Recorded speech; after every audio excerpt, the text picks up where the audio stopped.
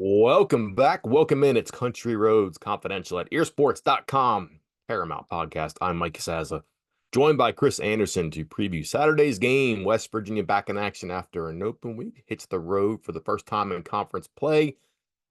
Let's see, one of the tougher venues, one of the better coaches, one of the more experienced rosters in the Big 12. And oh, by the way, Oklahoma State is everything I just mentioned and also extremely desperate, Chris.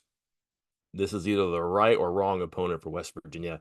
I feel like that is extremely black and white, extremely hot and cold for a take, but I don't know how you get around that part of it. This is either a team that is kind of ready to pack its bags and move on to plan B or C this season. Like 0-3, there's no way back. That's also a team that knows 0-3 is no way back, and there's a lot of football left here. And West Virginia's far from the immovable object, irresistible force. So they probably think they can grab one here too. If I diluted it to too thin of a discussion. Oh, I'm glad you started there because I think one of my first questions to you was going to be was which Oklahoma State team is West Virginia getting? Because to your point, I think you're right. Like 100%. Like this is either a team that is going to give up, has given up, is a or is a bad team, and that maybe people didn't expect, or it's a team that says enough's enough, had enough, like it's got to change, and they're going to come back and kind of take it out on West Virginia. And I think we'll find out which one that is within the first few minutes of the game, at least the first couple of drives for Oklahoma State. I hit you with a few stats that may or may not matter here. Yep. All right. Mike Gundy has coached 250 games now. This is his 20th season. Okay. Okay. Would you like to guess 250 games, 20 seasons, how many regular season losing streaks he's had? Not like they lost the Big 12 championship game and then a bowl game and that's a losing streak. I'm just saying contained into the regular season. Of 3 games or more, or Losing streaks, 2 games or more. 2 games or more. 5. Oh, oh. 14. 14. 4 were in his first 2 seasons. He's never lost more than 5 in a row. One losing streak came after a 10-0 start. One losing streak came last year, and they ended up winning 10 games. So got him out of his system early and has managed to avoid trouble. And this is what's crazy to me. When he takes the field Saturday, it'll be the 20th time that he's taken the field having lost 2 or more games in a row. That does count championship games for the conference. That does count bowl games because ultimately that matters in your 250. There's a situation there where they lost their final game of one season, a bowl game, and then lost to, I want to say, Florida State to start the next season. So the second game of the following season, that's a losing streak, but only 20 times, Chris, in 250 kickoffs has he had a losing streak to start. And that says something after a while. And there's a bunch of stuff about Mike Gundy that you can talk about as a coach. All the other stuff, not prudent right now. As a coach, you can say, well, he's been around 20 years. The quantity of these numbers are inevitable when you're around that long. But sometimes the quality of these numbers cannot be ignored. And the fact that he just doesn't lose in succession very often for that much time in charge at one job, too, where sometimes it can get stale. Like we saw a head coach get stale after 8 years here.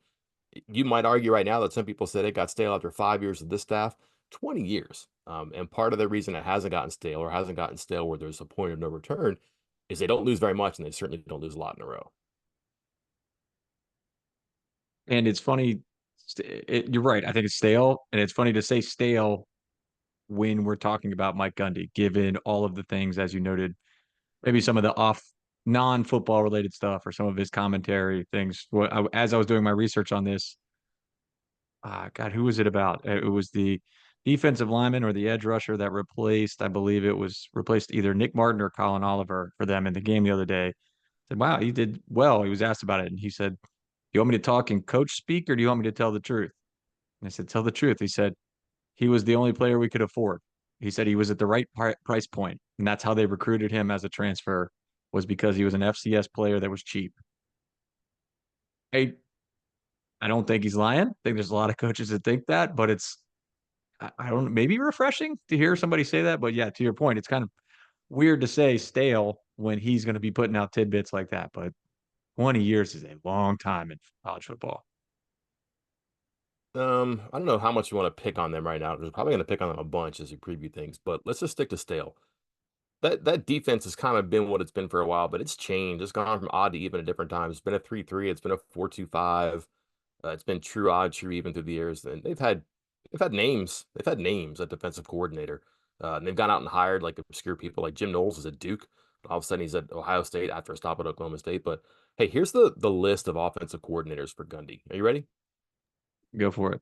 Larry Fedora, Gunter Brewer, Dana Holgerson, Todd Monken, Mike Yursich, Sean Gleason, Casey Dunn. Um, Dana would tell you this too. I'm sure that Mike Gundy would as well. But once Holgerson got there, the offense changed into air raid, and then Holgerson left the playbook behind in the cupboard, so it wasn't there, right? And then whoever he hired afterwards, Gundy said, "Hey, that playbook, use it, tweak it here and there, modernize it, maybe adapt it to our personnel. But we're going to run air raid, and we're going to do a lot of what Holgerson has done and his people have done in that air raid circle." Chris, have you looked around college football and seen what the air raid has done lately? It's not great. Do you think that has much to do, anything to do, nothing at all to do with what's happened to their offense? But I think that could be part of it. I think there also could be this part of it about, the fact that their quarterback's Alan Bowman. So I don't know if we want to blame it on the offensive scheme when you got Alan Bowman running things. I don't know if those first couple games threw us off for a scent, because you and I cracked jokes before in the preseason about 7 years of Alan Bowman. We know what Alan Bowman is, and I don't think you're winning the Big 12 at Alan Bowman. And then he kind of looked fine the first couple games. Obviously, not so much the last couple, but is that him? Is that the offense? There are other issues on this offense too. I don't know. I'm not sure there's a scheme. Like, what I guess I'm getting to here is I'm not sure there is a scheme that they can kind of switch gears to, given their deficiencies at quarterback and, as we'll talk about in a second, maybe the offensive line as well. Yeah, preseason, actually after the first game, I was circling back to people I know, and we were talking about Oklahoma State. One person I know, we were talking about Oklahoma State, and then we're just like, hey, why won't this team win the Big 12 or whatever? I said, well, I guess the fear would be that Bowman would turn into a pumpkin, and this just wouldn't work any well. And the person said, whoa, is a pumpkin already. And if you look at his stats last season, it was not like you forget that he was mediocre last season because of how good Ollie Gordon was and how good that defense was. Um, all those things are not the same this year. And that's probably why, as much of anything, that they're 0-2 in the Big 12. First 0-2 start since Mike Gundy's first year. That was 2005. Let's get into how this goes to 0-3 or 1-2, Chris. Let's stick at the offense. I'm probably going to talk a lot about Bowman and also Gordon and who they do and do not have helping him out. Um, Yuck is the word I would use here for the offense. And you might even say that for the defense. I happen to think a little bit more about the defense, think they have a higher ceiling to get things right. Is this simply that Bowman just kind of is who he is? He has not been very good since his first starts back in 2018. Wow, 2018 at Texas Tech in a similar offense, and then just kind of came back to earth ever since then. His numbers are very average, but he does not have the defense, and he does not have Ollie Gordon right now as an accomplice to get him, never mind out of danger, but just get him out of the mediocre zone. Yeah, I'll try to keep my focus on Bowman here because I think Okay. there needs to be a deeper discussion on the offensive line. I'm confused by it. Stats indicate one thing, other stats indicate another. So we can talk more about that in a minute. But yeah, I mean, Bowman played so poorly in that, was that the Utah game where he got benched, flat out benched, just pure performance based benching. And then his backup played even worse to the point that Gundy went back to Bowman, which I'm racking my brain trying to think of when has that happened? When is the starting quarterback played so poorly that you went to his second backup? That's happened. But then the backup played so poorly that you didn't even go to the third one. You went back to the first one. That just kind of blew my mind right there. And you go through and look at some of the things with Bowman, some of his stats, some of the advanced stats. I mean, he's got a high percentage of turnover worthy plays. He is, I believe, he's second or third in the Big 12 behind Jalen Daniels, who West Virginia just faced, and just ahead of Garrett Green. Um, and the same kind of goes for others, adjusted completion percentages for drops and throwaways and stuff like that. Again, only better than Jalen Daniels, but again, just above Garrett Green. I don't want to keep hammering that point home, but a lot of these bad stats that you're looking at, it's like Jalen Daniels is the worst, Alan Bowman's the second worst, and then there's Garrett Green. And obviously Green brings a little more of the running game and is hacking more downfield, but Bowman just not great because again, some of this stuff with Daniels and Green is attacking downfield. They're really going for it. Sometimes, especially with Daniels, to the detriment of their offense. Bowman's not like he's fewer than 10 yards average depth of target and is still having a ton of turnover worthy plays. So that's not the combination you're looking for in a quarterback. Statistical anomaly. A lot of really quick releases. His time to throw is extremely low, which in that offense, great. It's not on screens. A lot of RPO, I guess. I would probably be handing it to Gordon a lot if I was doing RPO. We can get into that in a second. But what do you make of, again, quick throws? So it's not like he's sitting there getting flustered and forcing it, not seeing it because he's just not giving himself time to see what that quick average time to throw. What do you make of the turnover worthy plays, the quick release, and the fact, Chris, rarely ever pressured, almost never hit, and then sacked just once? And they've thrown more passes in the country than anybody. So again, that goes to your offensive line mystery right now too. But how has the ball been in jeopardy so often when you have seemingly all those positive stats on your side? You have to wonder if he's making up his mind before he ever even gets the ball. But it just seems like one of those things where he's looking at the defense as he's behind center, not under center, but behind center, and saying, "Yep, I'm throwing to this slant." Like for those of you who maybe haven't played football but have played Madden, you've already got in your mind, yeah, I'm going to hit that down. I'm going to hit X. I'm going to throw to X on this one. There is no C, Michael. Just a reminder from last week's podcast.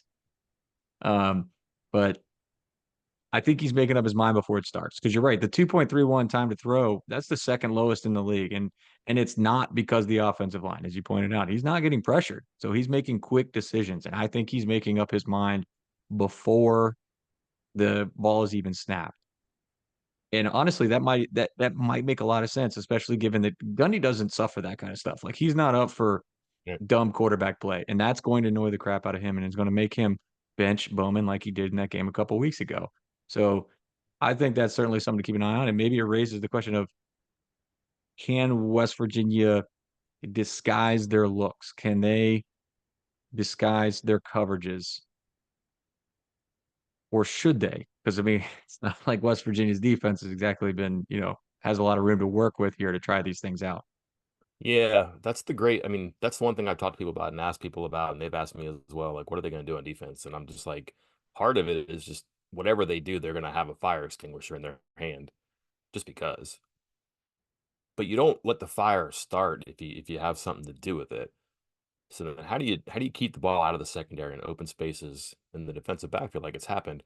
And that's a good question. And like that's the chess match right now because they want to keep everything in front of them on defense based on what we saw against Kansas. And by and large, that worked. They won the game. Did they win it because of their pass defense? No. But guess what? They didn't lose it because of their pass defense either. That was not the case the week before. And maybe even against Penn State too. A lot of factors go into that game. I'll give them that. So that worked for a day. If you keep the ball in front of you against Oklahoma State, you might see 75, 80 snaps. You might see 40 passes, 45 passes. Um, that's not great, I think, for the rest of you trying to do on defense. So then, all right, because the average at the target and the average trying to throw is so short, is so brief, you press up a little bit. West Virginia would rather not play man to man. Unless they grabbed all the magic wands they could and weighed them over that defense, that's probably not what they're going to do, even though they had a bye week. Can they mix them in? Sure. Can they press up and play zone? Sure. But you're still looking at just rushing three defensive linemen in your bandit and then sending a fifth sometimes from your linebacker or spur or rarely, if ever, somebody else. So you're not going to send a fifth very often. So now you disguise your fifth. Will you want to send a fifth? Do you put your defensive lineman and your bandit spur, sorry, up front, and then move Trotter and Lathan around, like have them darting around the A gaps and B gaps? Do you have the cat and the spear creep up?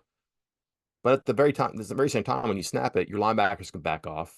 Your cat can drop deeper behind your spear, and your spear can drop off into coverage. You're not blitzing anybody. But you planted that in Bowman's head. And that's a guy who's thinking what he's going to do with the ball before he has it, as you said, and it's a good point. If he's made up his mind before he has a snap in his hand, you can have some fun with that. You can make him think and make mistakes because the moment that you do have your linebacker dancing around those A gaps and the quarterback is accustomed to seeing him drop, he might RPO and pop pass to a slot receiver coming inside, or that cowboy back doing like a pop reception where he just goes into the open space. You're not expecting the linebackers to be there because you think they're blitzing, but you've seen them not blitz. So where you think the area might be open, all of a sudden there's someone there. Same thing. You could throw a quick hitch to your guy in the slot if you see Aubrey Burks coming into blitz, but if he drops back, you've made a mistake. You thrown into a spot that you thought was open, but there's actually a really good defender there who's going to catch the pass, ideally, or knock it down or make it difficult for you. At the very least, Bowman looks over there, says, no, can't throw it to him. And that 2.31, that becomes 2.81, just a little bit longer. And then your generic pass rush, your TJ Jackson, your Sean Martin, your Tyron Bradley, those guys can get home. I think I would expect to see a lot of pre-snap stuff. Bluffing or showing A, but actually doing B, that's probably going to be advantageous to the defense, I think. Throw out one quick little stat before we move to the running back and offensive line stuff. West Virginia's defense, according to CFB graphs, has a success rate that ranks number 35 in the nation. Great. When they rush the quarterback. Mhm. 118th in the nation when they do not. I You don't know what do you know what the frequency number is? know. It's they don't rank that, but Yeah. it's pretty low. Yeah. They just don't blitz very often. No, just throwing it out there because I know, hey man, that you've been around. You're a veteran of this beat and a veteran of the message boards now of the hey, why not just run the 3-3-5 stack but blitz the quarterback? Come on, Gibby. Let's get it. Get after the quarterback. That's all you heard for years. So just throwing that stat out there to give some meat to those that want to throw that out there again. All right, let's get to the running game and the running back. Here's the problem is that all the signs were pointing to Ollie Gordon due to the offseason not having a great regular season. That's kind of happened. Not that what he did in the offseason bled into the regular season, but you have a season where you carry the ball as much as he did last year. You carry as much of the offense as he did last year. And then you have just a weird offseason. Like he was in trouble. He was gone for a little bit. He's there. There were mixed reports about just performance and there's things like that. And then it's hard to run the ball and you're not getting it. Again, they've thrown more passes than anybody in the country. They have arguably the best running back in the country. There are other people in that conversation, but you get the point. And just nowhere near the numbers. The counterpoint here, Chris, is that he got cooking about this time last year. West Virginia was in the meat of his ascendancy to, you know, elite status last year. So it might be inevitable. You'd rather it not happen on your watch, but you're talking about the college football graphs, college football insiders. When they run the ball, their success rate is 128 in the country. That's not good. That's very, very bad, which makes no sense. And that cannot be an Ollie Gordon thing, right? I mean, it can be. It's not solely him, though. It's not. No, I'm here. Not, I don't want to sit. Don't call me an Ollie Gordon defender, but I'm going to lay a vast majority of the blame at the feet of the offensive line. And I'll give you a few stats that kind of back that up. You look at last year's numbers, especially when he ran outside of tackles towards the ends. Last year, 9.9 yards to the right, 7.9 yards per carry to the left. This year, 3.4 and 1.6 respectively. All right, that could still be Gordon's fault. Maybe he's not as fast. Maybe he's not as decisive. Maybe he's not as shifty. He is almost as shifty. Last year, he averaged 4.9 missed tackles forced per game. This year, 4.4, down slightly, but is a half of a missed tackle per game the big difference maker between this offense this year and last year? No. This is where it's key. First contact. Yeah. This is where it really comes into what is the offensive line doing? This is the stat that tells you what the offensive line is doing or how the plays are being schemed up. Um, Last year, Ollie Gordon would be 2.4 yards downfield before he even met his first defender on average.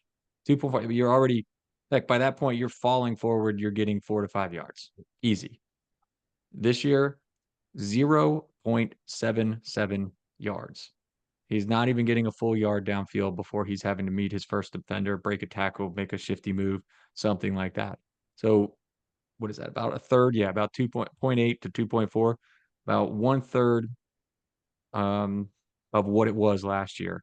So the blocking is just not what it was this year as compared to last year. So that's where I put a lot of this on the offensive line. As good as they've been pass blocking, they've been equally as bad run blocking. Yeah, and I wonder if the numbers for Bowman don't have something to do with an awareness of that the offensive line might not be all that. They brought everybody back in the offensive line. That was supposed to be a good thing because the running game was so good last year. I wonder if there is some awareness of the quarterback, the offensive coordinator, the play calls of, hey, don't hold on to that ball, otherwise you're going to be running for your life back there. And he's had, again, he's been fine back there, but you're right, the run blocking, it's strange. And they've had, I believe they've had injuries up there too. They've had the same, I want to say they had the same starters. Is Yeah, that no, right? Springfield's been hurt. He got hurt a couple games in the season. That's their starting right tackle. I believe he's That's still going right. to be out this Yeah. game. I think they said he was going to be out for at least through their open week. And they've had to turn to, is this Isaiah Isaiah Glass. Glass, I guess Mhm. is who it is, or Dalton Cooper. I think Dalton Cooper's on the left side, but Isaiah Glass um, in his place. So Receivers. Presley is roughly my age, it feels like. He's been there forever. I think he's going to be the all-time leader in receptions at the school before too long, which is quite an achievement. Multiple catches in 35 straight games. I don't know if that's good or not, but it's the longest active streak in the FBS. I don't think he's had massive games along the lines, but he's one of their targets in their quick game stuff. Hurt West Virginia last year in some key spots where he catches it short of the sticks and he makes a play. That's kind of his game. He's going to catch, again, not the screens necessarily, but the quick stuff, the RPO, where at the snap, bang, he's open and there's a sliver and he gets something to go there. And it's a long handoff sometimes, but it can be effective. And then they don't have the cowboy back like they usually do that can hurt you as a receiving option. That's usually their tight end. You don't have, maybe like a game breaker, a stretcher. Although Deshaun Stribling has had two big games, I'm gonna go easy on that because he scored like on an 80-yard flea flicker last week. That was a fingernail away from being tipped into the air. Who knows right there? But those two guys, Stribling and Presley, have 7 touchdown catches. Everybody else has 5. Gordon not being used a ton of the passing game. I don't know where they go here to get away from what has or hasn't been working. But I guess my thing is, Chris, that there's nobody in the bullpen here, and who they have is who they have, and it's who they've had before. Anybody scare you here? That you don't know or you don't know how to contend with. It doesn't seem like these are dynamic Oklahoma State receivers in the past. I could think of a number through the years right now, but it's who they have, and they're trying to figure out how to work with them. yeah, I'm not sure. I mean, again, some of these numbers maybe say some of these guys are decent. Stribling, you noted, has had a couple big plays. Shetron is Shetron, I think that's how you pronounce it, is averaging like 21 yards per reception. But like when he's being targeted, he's catching fewer than 50% of those receptions. So he's contested a lot. He's not open a lot. Um, he's often the downfield guy for them. So that's something to keep an eye on. But again, this feels, I don't know, so we've talked a lot in the past about this West Virginia team having a lot of number 2 receivers, but maybe not that alpha receiver. For the first time in a long time, I feel the same way about Oklahoma State right now. Weird, right? Yeah. Okay. Worst case scenario for West Virginia here. There's a couple ways this could go where you're like, oh man, I can't believe that happened. I had a feeling that might happen. Uh, there's probably a bunch of different options. I guess are there are there worst case scenarios? But like, what's the one thing that they cannot have happen? Well, you want to say you can't have Allen Bowman beat you, but I there was a comment made by Neil Brown that they were basically going to, and I think I summarized it. I'm not quoting him here, but I'm kind of summarizing it, paraphrasing it, that they're going to give him the Penn State treatment, where they're going to do everything they can to stop the run and be like, if the quarterback beats us, he beats us. And can Bowman do that? He could. I mean, I think if you got to pick one way to go, you go the way West Virginia is talking about going. But if you sell out to stop the run, and Ollie Gordon has been not great this year, the offensive line has not been great this year, and he's still able to kind of get things going and just kind of suck the life out of you. Just there's nothing you can do to stop him. I mean, we've seen him. I think it was like 400 and some yards from him in 2 games against West Virginia, and only one of those was start. So he has eaten West Virginia alive. And if he does it a third year in a row with the way he's looked so far this year and with West Virginia selling out to stop him, that's almost worse because I think it's just kind of soul crushing for West Virginia's defense if that happens. I'm with you. I don't think that I don't think they're going to trust Bowman, the coaching staff. And why would you? They were in a similar spot last year, Chris. They won 5 in a row, and in those 5 games, Gordon had about 1,000 yards rushing and 2 touchdowns a game. I don't know why you wouldn't go that. He can rest next week. You're off next week, and you can just. I think this. We'll get back to this in a second here. There's something about a coach who can see trouble and see the exit sign. And right now, like down the hall is on fire, and the fire exits behind you. You just got to get there, and don't let the flames catch you. And then just when you get there, deep breath, exhale, figure out how you get to the rest of the schedule. They played a tough schedule, absolutely. Giving it to Gordon's a good idea. And like if you trust your offensive line to be somewhat as good as they were last year, you probably trust that more than your quarterback. And I think just the way that Gundy knows how to play, score first, get to the half, rely on your defense a little bit. It just seems like a Gordon game. And if it's gonna be 88, 91 degrees, they're gonna go to the fourth quarter. Like Neil Brown's mantra in this game is gonna be try to score in the high 20s and win this game if you can. And like that might be Oklahoma State's ball game. Um, Maybe Brown's a little bit more aggressive offensively. That's not been his MO through the years. He would tell you that. And that kind of aligns with what Gundy's going to want to do. I think you're seeing both these teams try to take it into the fourth quarter. And if like last week was shaping up for a Gundy game, like they had Gordon throughout the first quarter. I want to say 9 carries for 72 yards and then hardly used the rest of the game. Some injury in there. I think he's going to be okay for this, but that was going to happen last week. I'd be stunned if it doesn't happen this week. Get him going early, and then try to have him in gear going downhill in the third and fourth quarters. And if that happens again to West Virginia, knowing it can, not from past experiences, but knowing what Mike Gundy likes to do, kind of shame on you on the defense right there. Yeah, you're playing a good player. It's going to happen, but like again, and you knew better. That's a dicey proposition there, and I wonder how they get around that. Anything else offensively, a matchup, or even on West Virginia's defense here that you think is worth? We haven't talked about the cornerbacks. That's what I'm bringing up. All this stuff to the receivers, and that could elevate their play a little bit. I'm sure. Like, didn't even mention Rashad Owens, who's been like the guy who's been waiting to bust out for a couple of years. He's there. He's third or fourth in the depth chart, but good player. They have options. It just hasn't happened yet. And then here comes the secondary with who knows starting, who knows playing. We're not sure about TJ Crandall yet. Aubrey Burks has practiced. That's good.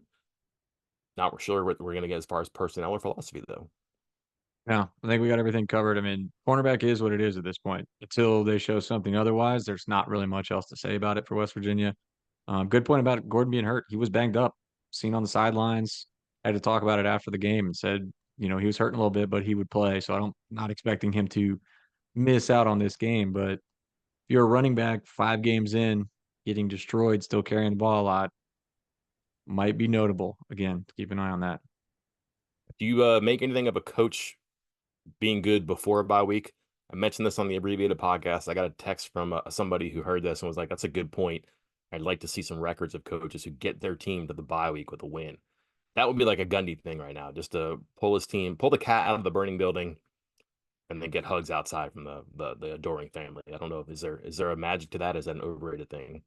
I don't know because after the bye week, it's like, yeah, you have extra time to plan, do all these things, add new wrinkles, et cetera, et cetera, et cetera.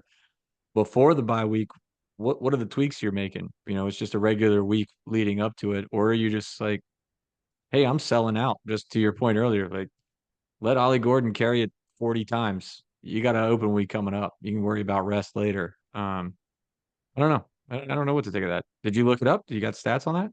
No, I got the text this morning. Okay. Wednesday morning, I should say. Let's get to the other side now. West Virginia's offense, Oklahoma State's defense. I'm assuming that West Virginia's offense will play the first 48 minutes of this game before waking up. Would be a good idea because the Oklahoma State defense also bad. This really surprises me. I think they're well coached and they have good talent at all three levels. I've been mostly healthy here, but just have not gotten the production. What's happened on that side of the ball? Oh, no idea. And honestly, you joked about West Virginia kind of waiting till the last minute to wake up. This is not a game they can afford to do that. Not only because Gordon, can run out the clock and they can kind of milk it if Oklahoma State gets a lead, but because Oklahoma State might be the worst defense on first down in the entire country. And I mean, it might not be close. They have given up 6.02 yards per carry on first down, and they rank 130th in pass defense, allowing 674 passing yards on first down alone, including a 160.43 passer rating. And just as a reminder, they aren't exactly playing like No. these marquee quarterbacks. Like even the good teams they're facing, Kansas State and Utah, those are run first, run second type quarterbacks. Utah was a backup quarterback, and even Arkansas, KJ Jefferson, he's more of a back like a run first quarterback. He is capable of throwing, but this isn't a bevy of big arms. This ain't Will Greer type quarterbacks that are back there. Not saying West Virginia's coming with that either, but they're getting eaten alive on first down. And surprised some of these other teams haven't had more success scoring against them. I mean, I think the only team that got over, well, Arkansas got there in double overtime, but the only team that really put it on them was Kansas State last week. You meant Taylor Green, not KJ Jefferson, right? Yeah, sorry. It's okay. Yeah, KJ you stole a Jefferson, point. where did he transfer to? He left UCF. Arkansas, Yeah, UCF. UCF. Yeah, you make a great point. This West Virginia's been bad on third down on offense. This is going to be a first down, second down game. CFL rules, Chris. If you can get first downs on first down and second down, stay out of third down, that's a good thing for them because you're right. It's something I highlighted too. You got to it first. Don't need to belabor the point. They're not very good on first down. They're not good in many downs, actually. But I just think that that defense is good. I think there's something there that just hasn't been tapped into yet. And they've been put in some bad spots because of turnovers. I get that. But the yardage numbers are bad too. It's not just the point totals. The yardage numbers are bad too. And sometimes point totals can be deceiving because you're in bad situations like special teams or turnovers. That's been some, but there's been a lot of yards on them too. That is concerning. Where do you attack? Strong secondary, long guys, kind of like your prototypical. They've had some guys who were older now and they're experienced. They were maybe new to the positions this year. They have really good tackles at linebacker. They have good edge players, a big defensive line. But again, the numbers are the numbers. We're 5 games in. It's not like a fluke at this point. There is some permanence to these high rankings and high averages. Yeah, I think the big thing in the secondary, if you're going to attack, it's Cam Smith. He should have a big neon sign over top of him. Um, this is an unofficial depth chart I'm looking at, but he's listed as a boundary corner for them. But he is allowing teams to complete 71% of the passes thrown his way for about 10 yards per attempt, 14 yards per catch, and missing tackles after it. I believe he's tops on the teams in yards per allowed after catch. So he's really getting himself out of position. He's one of the worst on the team in missed tackle rate, all of that stuff. That seems like a guy to really target. And again, and even more so because the guy on the other side, the guy who I'm looking at this unofficial depth chart listed as a field corner, Corey Black, Mhm. has been excellent. 45% completion percentage, 2 interceptions, 4 pass breakups, a much better missed tackle rate than anything you see with Smith. So if you're going to attack one side of the field or the other, it sounds like boundary may be it for West Virginia. Nick Martin got hurt last game, I believe. I'm not sure what He his did. status is. You never really know coming out of Oklahoma State. If he's not there, if he's tenderized, then that's going to make those spots troubled in the middle of the field. Which I bring this up because, of course, they've had issues with tight ends this year. Wrote about this on Wednesday morning, but they've given up 4 touchdown passes on the year, 3 in the last 2 games to tight ends. A lot of targets, a lot of receptions. It's kind of a hard thing to ignore right now. Receiving touchdowns, 45, 43, 19, and 2 yards. You want to have fun? Even a rushing touchdown by a tight end this year. Cole Taylor got going on that last drive against Kansas State. I got to think that when you do self scouting, you're like, this guy is not getting enough touches, and look what happens when he does. Good things happen. I put some value in that acrobatic catch in the end zone because that's a big time player in a big time spot. I think you got to get him involved more. This is a guy who should have a big game, especially because I don't care. I don't think you pick on Oklahoma State's corners until you're for sure you have something. I would try to soften them up with a tight end. Riding the tight end hype train, Mike. Okay. All right. Maybe Is this because of the preseason story you wrote about breaking the record for most tight end touchdown receptions at it's WVU? 6. It's 6. 6, right? Come on. Yeah. You'll Um, play Oklahoma State once. You should get 2, right? Maybe. Let's yeah. see. I was looking at this stuff. Martin did get hurt. He did leave the game last week. The most recent update again, we're recording this on Wednesday, from Gundy was he didn't know, and he would know later in the week. So not much there, but no doubt, certainly not definite that he's going to play. But they're also going to be missing. I believe this is definitely out. I believe this was several weeks injury, and we're not quite there on the timeline yet. But Colin Oliver, the edge Yeah, rusher, the big maybe one. best player on their entire defense, um, out. I They're assume still out again. They said several weeks, and I think we're still only in like week 2 or 3 on that. So missing definitely two key pieces on defense. definitely hurt their pass rush here. Do you expect anything new from the offense? They spent a ton of time answering questions about why can't you play 2 minute for 2 weeks, Chris? They got to pop into it. I'm guessing that if they win the toss, they'll probably take the ball and try to get going right away. I don't know how early they go, but Neil Brown has the 10 to 14 snap count cap on tempo plays over under 12 and a half. Over. I think they're going for it. I Got think to, they will right? try to Yeah. push it. Yeah. I don't know. I wonder if there's going to be more passing again. From what we've seen over the past couple of weeks, it seems like, hey, maybe instead of that whole off season of trying to work in this new and advanced and 3-layered passing game, it might be best to just go back to the offense of yesteryear and throw it deep and run, run, run with Garrett Green. And that has been successful. Maybe you just keep trying to do that. But yeah, to your point, in his conversation, Neil Brown's conversation was, hey, we worked on more on the passing game, worked more on the passing game, worked more on the passing game. So I'm wondering if we're going to see again maybe a little more tempo, a little more intermediate, medium passes in this tempo type of offense. Okay. Talked to somebody who's familiar with both these sides, and he said that West Virginia's best offense is he called it spread and shred. Just go wide, try to get Cole Taylor off the line of scrimmage. Quick stuff. If you have a way to stretch it, and then run quarterback draw and halfback draw into the open spaces, which is kind of what they did in that 2 minute offense against Kansas, Chris. Very interested to see if that goes. Let's wrap up here. We spent a lot of time in the Oklahoma State offense and the West Virginia defense, because that is probably going to be where this game is won or lost either way.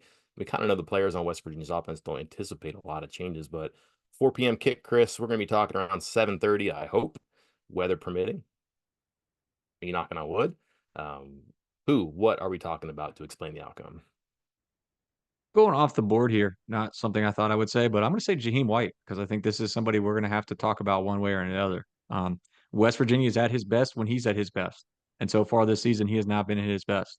And Oklahoma State's not exactly a team that you can, tear apart in the run game, but you got to find ways to get him in there, find the explosive plays, and you can't just sit there and try to chuck it deep every single time. So I'm saying Jaheim White, not make or break game, but let's see something.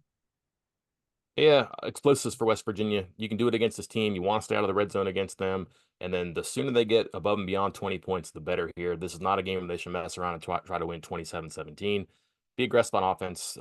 Pick your spots to be fast, but be aggressive. Stretch the field. Go, go, go. There's something there if they can make it work. That's how they are offensively at their best as Oklahoma State at its worst. We'll know more once the game is over. That is 4 p.m. ESPN2 on Saturday. Until then, I'm Mike Casazza. And I'm Chris Anderson. We will talk to you then.